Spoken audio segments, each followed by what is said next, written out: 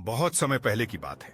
हिमालय की गोद में बसा एक छोटा सा राज्य था अर्णवपुर। इस राज्य का राजा था वीरेंद्र सिंह, जो अपनी वीरता और बुद्धिमानी के लिए दूर दूर तक प्रसिद्ध था। उसका महल सोने चांदी से बना हुआ था। चारों ओर खुशहाली थी। लोग कहते थे ऐसा सुखी राज्य पूरे प्रदेश में नहीं। लेकिन एक दिन सब कुछ होते हुए भी राजा के चेहरे पर मुस्कान नहीं थी। वो रात दिन बेचैन रहने लगा।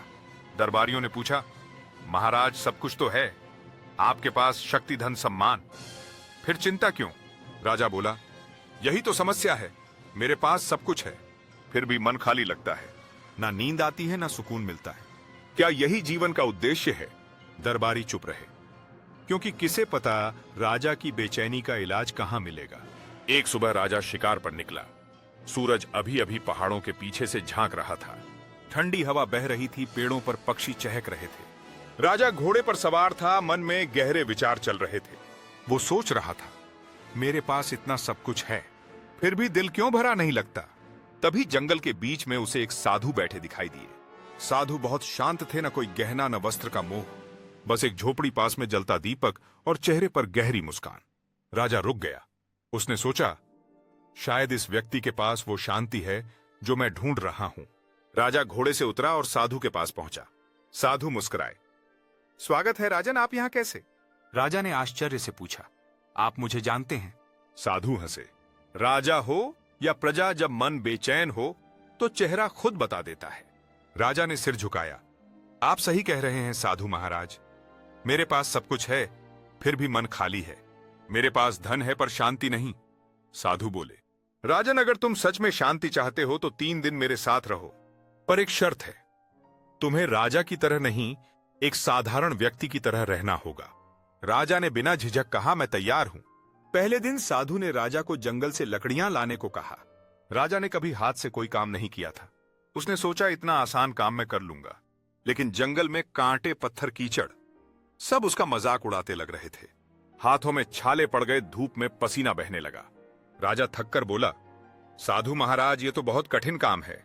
साधु ने शांत स्वर में कहा, राजन, जो इंसान दूसरों से काम करवाता है वो कभी नहीं समझ सकता कि मेहनत में कैसी तृप्ति होती है। राजा ने उस दिन पहली बार महसूस किया कि मेहनत भी एक ध्यान है।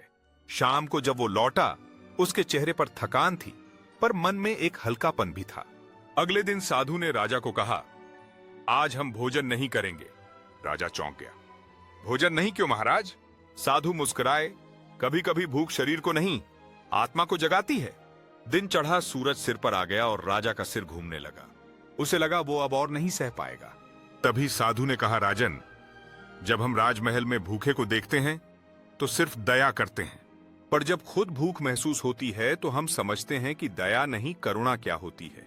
राजा की आंखें भर आईं। उसे लगा जैसे उसके अंदर कुछ टूट गया हो, शायद अहंकार, शायद अंधा गर्व। तीसरे दिन साधु राजा को पास के झरने तक ले गए। पानी के पास खड़े होकर बोले, राजन अब बताओ क्या सीखा? राजा बोला, पहले दिन मैंने सीखा कि मेहनत इंसान को विनम्र बनाती है। दूसरे दिन सीखा कि भूख सिर्फ पेट की नहीं होती, आत्मा की भी होती है। पर तीसरे दिन मैं अब भी नहीं जानता कि शांति कहां है। साधु मुस्कुराए। आंखें बंद करो। राजा ने आंखें बंद की। हवा चली, पत्ते सरसराए और पानी की धारा की आवाज आई। धीरे धीरे राजा ने महसूस किया कि उसकी सांसें शांत हैं, दिल स्थिर है और मन बिल्कुल हल्का। साधु की आवाज गूंजी, राजन, शांति कोई जगह नहीं, जहां तुम जाओ वो तुम्हारे अंदर है, जिसे तुमने सालों से नजरअंदाज किया है। राजा की आंखों से आंसू बह निकले। वो झरने के पानी में झुक गया और बोला, महाराज, मैंने जीवन में पहली बार खुद को पाया है। 3 दिन बीत चुके थे। राजा वापस महल लौटा, लेकिन अब वो पहले जैसा नहीं था। उसके चेहरे पर वही मुस्कान थी जो साधु के चेहरे पर थी। दरबारी हैरान थे, महाराज क्या हुआ वहां? राजा ने कहा, मैं वहां राजा नहीं था, बस एक इंसान था। और वहीं मैंने सीखा, असली अमीरी सोने चांदी में नहीं, बल्कि उस मन में है जो संतुष्ट है।